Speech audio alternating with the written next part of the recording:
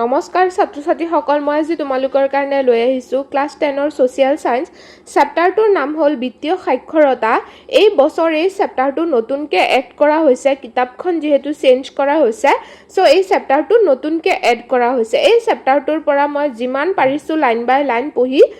তোমালোকৰ কাৰণে প্ৰশ্ন উত্তৰ উলিয়াই আনিবলৈ চেষ্টা কৰিছোঁ, শ্বৰ্ট কুৱেশ্যন হিচাপে, মানে MCQ হিচাপে।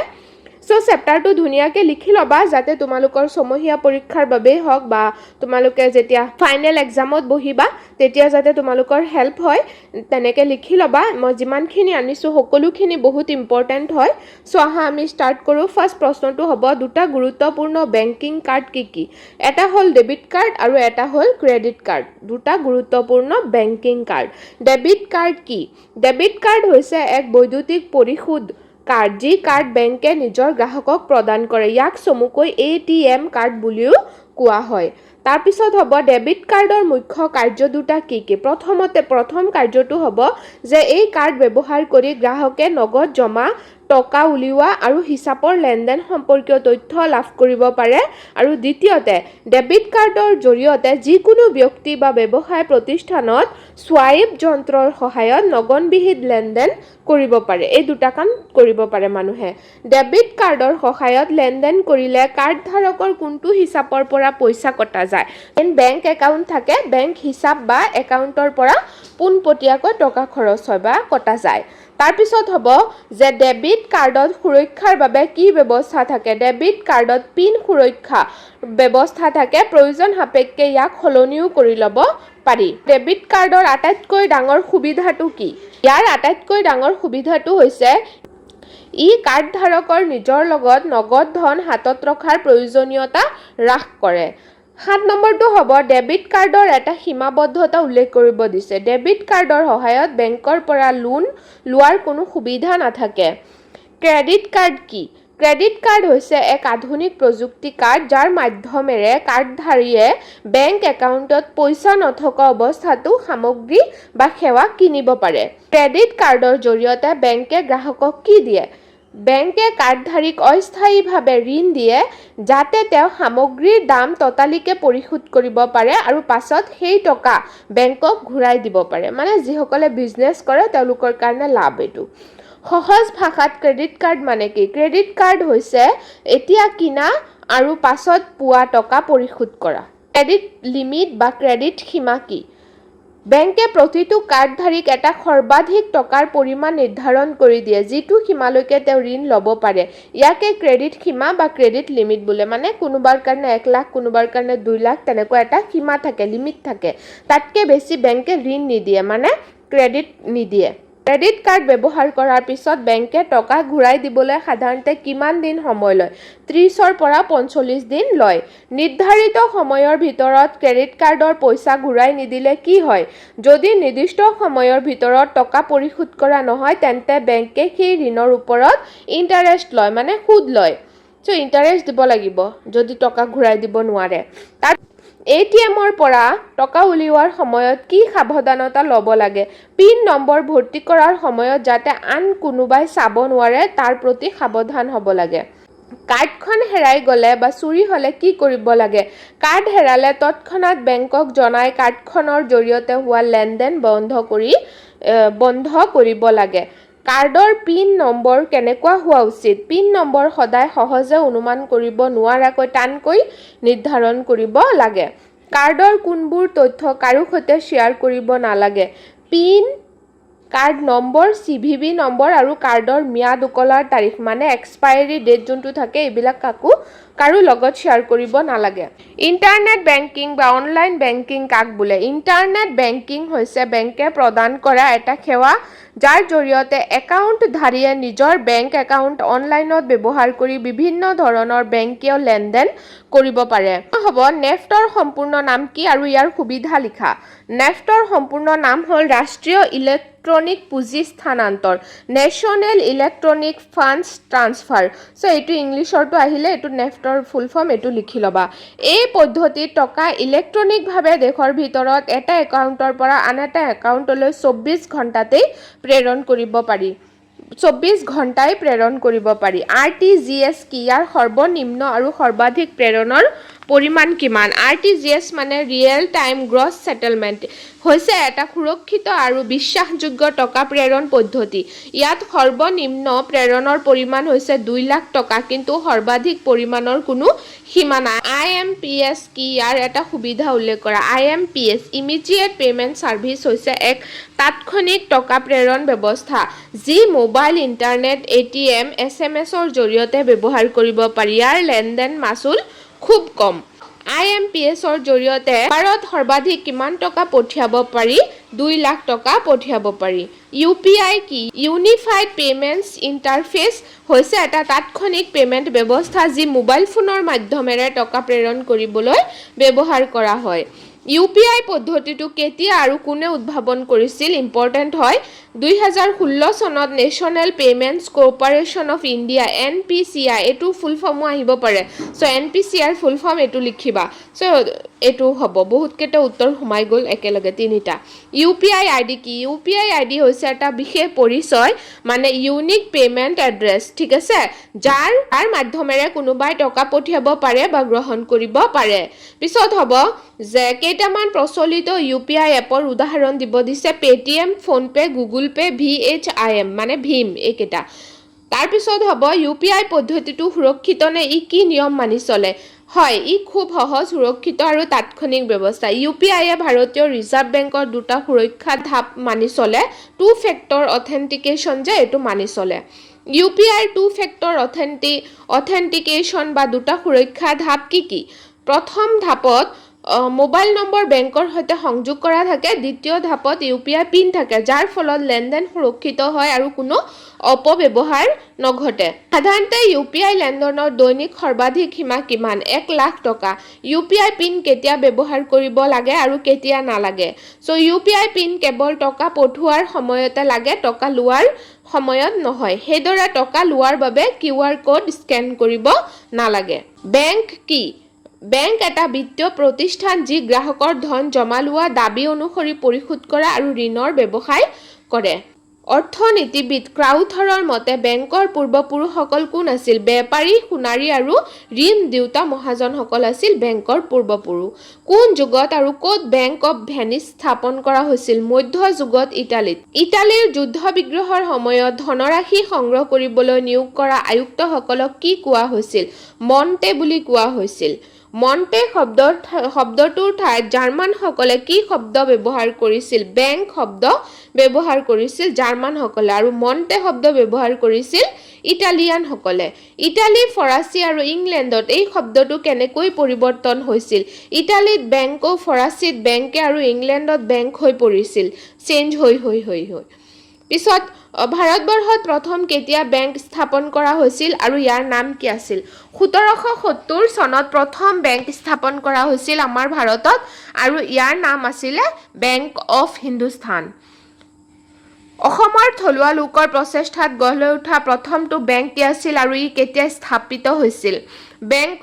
গুৱাহাটী বেংক আছিল এই বেংকটো 1926 চনত স্থাপন কৰা হৈছিল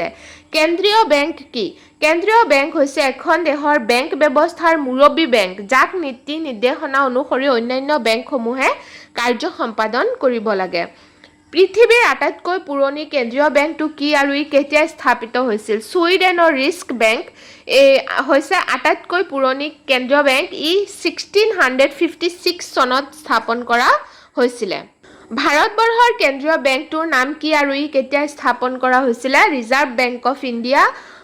বা ভাৰতীয় ৰিজাৰ্ভ বেংক এটো 1935 চনত স্থাপন কৰা হৈছিল কাগজী মুদ্ৰা ছপা কৰাৰ একচেটিয়া অধিকাৰ কাৰ আছে কেন্দ্ৰীয় বেংকৰ আন কোনো বেংকৰ এই অধিকাৰ নাইকিয়া বেংকসমূহৰ বেংক হিচাপে কোনে কাৰ্য সম্পাদন কৰে কেন্দ্ৰীয় বেংকে ই দেশৰ অন্যান্য বেংকসমূহৰ হিচাপ নিকাচ পৰীক্ষা কৰে কোনটো বেংকক অন্যান্য বেংকৰ বিপদৰ বন্ধু আৰু শেষ আশ্ৰয়স্থল বুলি কোৱা হয় কেন্দ্ৰীয় বেংকক কাৰণ কেন্দ্ৰীয় বেংকেই ভাৰতবৰ্ষৰ যিমান বেংক আছে সকলো বেংকক কি কৰে নিয়ন্ত্ৰণ কৰে ঋণ দিয়ে সো সেই কাৰণে বা কাগজী মুদ্ৰা ছপা কৰে আমি যে টকা বিলাক যে আমাৰ যোনটো কাৰেন্সি হয় এবিলাক যে চলাই আছে এবিলাক বনাই কেন্দ্ৰীয় বেংকে দেশৰ বৈদেশিক মুদ্ৰাৰ ৰক্ষক কোন কেন্দ্ৰীয় বেংক আন্তঃবেংক লেনদেন কি কেন্দ্ৰীয় বেংকে ইয়াত কেনেকৈ সহায় কৰে কাক বোলে তোমালোকে লিখিবা বেছি লং হৈ গলে এটো প্ৰবলেম হৈ যায় সেইকাৰণে এইখিনি লিখি লবা বাণিজ্যিক বেংক কাক বোলে যিবিলাক বেংকে কেন্দ্ৰীয় বেংকৰ নিৰ্দেশনা মানি জনসাধাৰণৰ লগত প্ৰত্যক্ষ আৰু পৰোক্ষভাৱে সঞ্চয় ঋণ বেপাৰ বাণিজ্য আদিৰ সৈতে জড়িত কাৰ্য সম্পাদন কৰে তেনেবিলাক বেংকক সাধাৰণতে বাণিজ্যিক বেংক বোলে বাণিজ্যিক বেংকে সংগ্ৰহ কৰা সঞ্চয় বা আমানত সাধাৰণতে কি প্ৰকাৰৰ তিনি প্ৰকাৰৰ চলিত আমানত স্থিৰ আমানত ম্যাদী আমানত আৰু সঞ্চয় আমানত 2001 চনৰ লোকপিয়ল অনুসৰি ভাৰতবৰ্ষৰ মুঠ জনসংখ্যাৰ কিমান শতাংশই বেংকত হিচাপ খুলিছিল 36% লোকে আৰু 2011 চনত এই একাউণ্টৰ সংখ্যা বাঢ়ি 59% হৈ গৈছিল আৰু 2014 চনত 210.5 নিযুত লোকে বেংকত হিচাপ খুলিছিল মানে একাউণ্ট খুলিছিল পিছত প্ৰাথমিক বা নিষ্ক্ৰিয় আমানত কি সঞ্চয়কাৰীয়ে বেংকত যি পৰিমাণৰ সঞ্চয় জমা থয় সেই পৰিমাণটোৱে হৈছে প্ৰাথমিক বা নিষ্ক্ৰিয় আমানত IDBI বেংক কেতিয়া স্থাপন কৰা হৈছিল 1964 চনত এই বেংক স্থাপন কৰা হৈছিল ভাৰতত প্ৰথম কেতিয়া আৰু কিমানটা আঞ্চলিক গ্ৰাম্য বেংক স্থাপন কৰা হৈছিল 1975 চনত 5টা আঞ্চলিক গ্ৰাম্য বেংক স্থাপন কৰা হৈছিল 2014 চনৰ তথ্য অনুসৰি ভাৰতবৰ্ষত কিমানটা আঞ্চলিক গ্ৰাম্য বেংক কাৰ্যকৰী হৈ আছে 57টা এটো মই প্ৰশ্ন হিচাপে আনা নাই নাবাৰ্ডৰ ফুল ফৰ্মটো আনিছো national bank for agriculture and rural development তাৰ পিছত হ'ব নাবাৰ্ড কেতিয়া স্থাপন কৰা হৈছিল 1982 চনত স্থাপন কৰা হৈছিল নাবাৰ্ড স্থাপন কৰা মুখ্য উদ্দেশ্য বা কাৰণটো কি আছিল যে গ্ৰাম্য ঋণৰ ক্ষেত্ৰত ৰিজাৰ্ভ বেংকে যিবোৰ কাৰ্য সম্পাদন কৰি আহিছিল সেই আটাইবোৰ কাৰ্য নাবাৰ্ডলৈ হস্তান্তৰ কৰাৰ বাবে ইয়াক স্থাপন কৰা হৈছিল পিছত এটো লিখি লৈ আনিছো সিডবিৰ full form small industries development bank of India SIDBI আইন কেতিয়া সংসদত গৃহীত হৈছিল আৰু এই বেংকটো কেতিয়াৰ পৰা কাৰ্যকৰী হয় 1989 চনত সংসদত সিডবি আইন গৃহীত কৰা হৈছিল আৰু 1990 চনৰ পৰা সিডবি কাৰ্যকৰী হৈছিল সিডবিৰ মুখ্য কাৰ্যালয় ক'ত অৱস্থিত লক্ষ্ণৌত অৱস্থিত অনা বেংক বিত্তীয় প্ৰতিষ্ঠানসমূহ কাৰ অধীনত পঞ্জীকৰণ কৰাটো প্ৰয়োজনীয় ভাৰতীয় ৰিজাৰ্ভ বেংকৰ অধীনত পঢ়ি থবা ইম্পৰ্টেন্ট হয় বিত্তীয় বজাৰ কাক বোলে বিত্তীয় বজাৰ হৈছে এনে এক বজাৰ য'ত বিত্তীয় নিৰাপত্তাসমূহ যেনে ষ্টক বণ্ড আদি সৃষ্টি কৰা হয় বা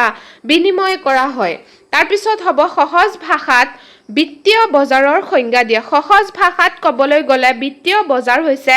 সেই স্থান য'ত কোম্পানীসমূহে নিজৰ কাৰ্যৰ বাবে বা ব্যৱসায়ৰ বাবে সম্পদ বা টকা সংগ্ৰহ কৰে তাৰ পিছত হ'ব প্ৰশ্ন যে ভাৰতত বিত্তীয় বজাৰৰ নিয়ন্ত্ৰক কোন এটো হ'ব সেবি মানে SEBI Securities and Exchange Board of India পিছত হ'ব সেবি কেতিয়া আৰু কোন আইনৰ অধীনত স্থাপিত হৈছিল এটো হ'ব 1992 চনৰ 12 এপ্ৰিল তাৰিখে Securities and Exchange Board of India Act 1992 ৰ অধীনত স্থাপিত হৈছিল এটো আহিব পাৰে কোনটো এক্টৰ অধীনত স্থাপিত হৈছিল সো তোমালোকে এটো লিখিব লাগিব বিত্তীয় বজাৰ মূলত কেইটা ভাগত বিভক্ত আৰু কি বিত্তীয় বজাৰ মূলত দুটা ভাগত বিভক্ত মুদ্ৰা বজাৰ আৰু মূলধনী বজাৰ পিছত হ'ব মূলধনী বা পুঁজি বজাৰৰ দুটা অংশ কি প্ৰাথমিক বজাৰ আৰু গৌণ বজাৰ ঠিক আছে এটো পিছত চোৱা প্ৰাথমিক বজাৰক আন কি নামেৰে জনা যায় প্ৰাথমিক বজাৰক নিউ ইস্যু বজাৰ বুলিও কোৱা হয় প্ৰাথমিক বজাৰত নিৰাপত্তা পত্ৰ প্ৰকাশ কৰাৰ অন্যতম মুখ্য পদ্ধতিটো কি IPO বা ইনিশিয়েল পাব্লিক অফাৰ পিছত হ'ব গৌণ বজাৰ কি প্ৰাথমিক বজাৰত যিবিলাক নিৰাপত্তা পত্ৰ কোম্পানীয়ে ইতিমধ্যে প্ৰকাশ কৰিছে সেই সমূহৰ ক্ৰয় বিক্ৰয় বা পুনৰ বেচাকিনা কৰা বজাৰখনক গৌণ বজাৰ বোলে গৌণ বজাৰক আন কি নামেৰে জনা যায় গৌণ বজাৰক ষ্টক মাৰ্কেট বা ষ্টক এক্সচেঞ্জ বুলিও কোৱা হয় সো মনত ৰাখিবা গৌণ বজাৰ মানে ষ্টক মাৰ্কেট ষ্টক এক্সচেঞ্জ কি বা ষ্টক মাৰ্কেট কি ষ্টক এক্সচেঞ্জ বা এনে এটা প্ৰতিষ্ঠান য'ত আগতে প্ৰকাশিত নিৰাপত্তাসমূহ শেয়াৰ বণ্ড আদি ক্ৰয় বিক্ৰয় কৰা হয় ভাৰতৰ দুটা প্ৰধান ষ্টক এক্সচেঞ্জৰ নাম কি NSE আৰু BSE নেশ্যনেল ষ্টক এক্সচেঞ্জ আৰু বম্বে ষ্টক এক্সচেঞ্জ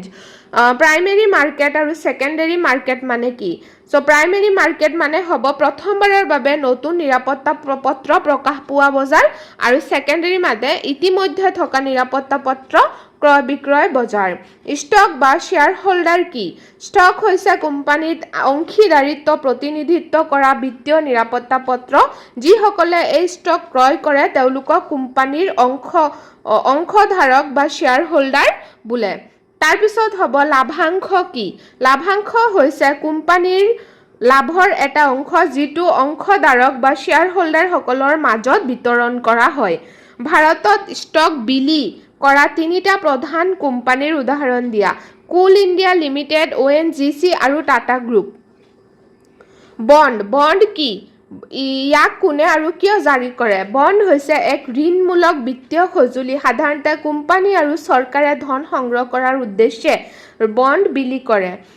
চৰকাৰী বণ্ডসমূহক কিয় বিপদমুক্ত বুলি কোৱা হয় উদাহৰণ দিয়া চৰকাৰে ৰাজহুৱা প্ৰকল্পৰ বাবে ধন সংগ্ৰহ কৰিবলৈ বণ্ড বিলি কৰে ইয়াত নিয়মিত সুদ প্ৰদান কৰাটো নিশ্চিত সেয়েহে ই বিপদমুক্ত উদাহৰণ স্বৰূপে সোভেৰিয়ান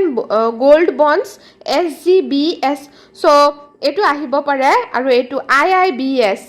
ইনফ্লেশ্যন ইনডেক্সড বণ্ডছ এটো আহিব পাৰে পিছত হ'ব যে মিউচুৱেল ফাণ্ড কি মিউচুৱেল ফাণ্ড হৈছে এটা বিত্তীয় আহিলা বা সঁজুলি য'ত বিভিন্ন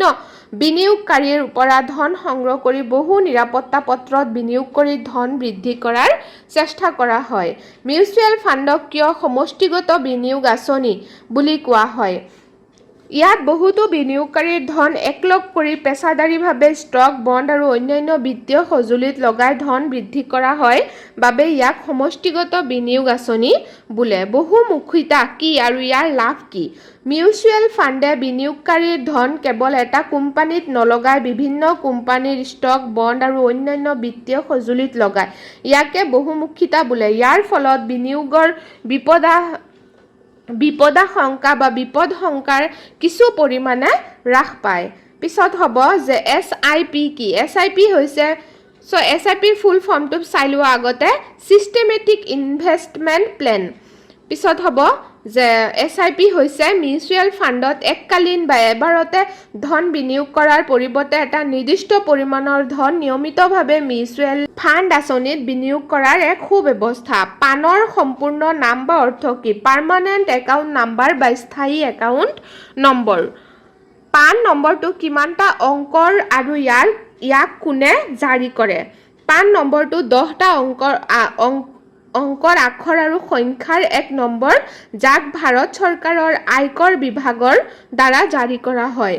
কোনো ব্যক্তিৰ কৰ সম্পৰ্কীয় তথ্যসমূহ ক'ত সংৰক্ষণ কৰা হয় ব্যক্তিজনৰ পান নম্বৰৰ সৈতে সংৰক্ষণ কৰা হয় পান কাৰ্ডত কাৰ্ডধাৰীৰ কি তথ্য বা বিৱৰণ উল্লেখ থাকে কাৰ্ডধাৰীৰ নাম পিতৃৰ নাম জন্ম তাৰিখ স্বাক্ষৰ ফটোগ্ৰাফ 10 অংকৰ পান নম্বৰো থাকে পান কাৰ্ড এখনৰ বৈধতা কিমান দিনলৈ থাকে আজীৱন বৈধ থাকে পান কাৰ্ড এজন ব্যক্তিয়ে আটাইতকৈ অধিক পান কাৰ্ড লাভ কৰাটো বৈধ নে নহয় তাৰ পিছত হ'ব আধাৰ নম্বৰ কিমান অংকৰ আৰু ই কি প্ৰতিনিধিত্ব কৰে আধাৰ হৈছে ভাৰতবৰ্ষৰ বাসিন্দাসকললৈ প্ৰদান কৰা 12 অংকৰ এক অদ্বিতীয় পৰিচয় নম্বৰ UIDAIৰ সম্পূৰ্ণ নাম কি আৰু ইয়াক কেতিয়া স্থাপন কৰা হৈছিল এটো নাম হৈছে unique identification authority of India Bharat চৰকাৰৰ দ্বাৰা 2016 চনত এটো স্থাপন কৰা হৈছিল আধাৰ নম্বৰত এজন ব্যক্তিৰ কি মৌলিক জনসংখ্যাগত আৰু বায়োমেট্ৰিক তথ্য সংৰক্ষণ কৰা হয় ফটোগ্ৰাফ 10টা আঙুলিৰ ছাপ আৰু চকুৰ আইৰিছ সংৰক্ষণ কৰা হয় আধাৰে বেংক একাউণ্ট খোলা বা মোবাইল সংযোগ লোৱা প্ৰক্ৰিয়া কেনেকৈ সহজ কৰে আধাৰে এই সেৱাসমূহৰ বাবে আৱশ্যক হোৱা KYC প্ৰক্ৰিয়া অত্যন্ত সহজ আৰু দ্ৰুত কৰি তোলে সো KYC ফুল ফৰ্ম যদি আহে এটো লিখিবা নো ইয়ৰ কাস্টমাৰ সাইবাৰ প্ৰতাৰণা কাক বোলে সাইবাৰ প্ৰতাৰণা হৈছে সেই ধৰণৰ অনলাইন অপৰাধ য'ত কোনো ব্যক্তিয়ে ইন্টাৰনেটৰ জৰিয়তে আন এজনক প্ৰবঞ্চনা কৰি টকা বা ব্যক্তিগত তথ্য সংগ্ৰহ কৰে পিছত হ'ব যে সাইবাৰ প্ৰতাৰণাৰ কেইটামান উদাহৰণ দিয়া অনলাইন বেংকিং প্ৰতাৰণা ক্ৰেডিট কাৰ্ড প্ৰতাৰণা পৰিচয় চুৰি আৰু বিনিয়োগ প্ৰতাৰণা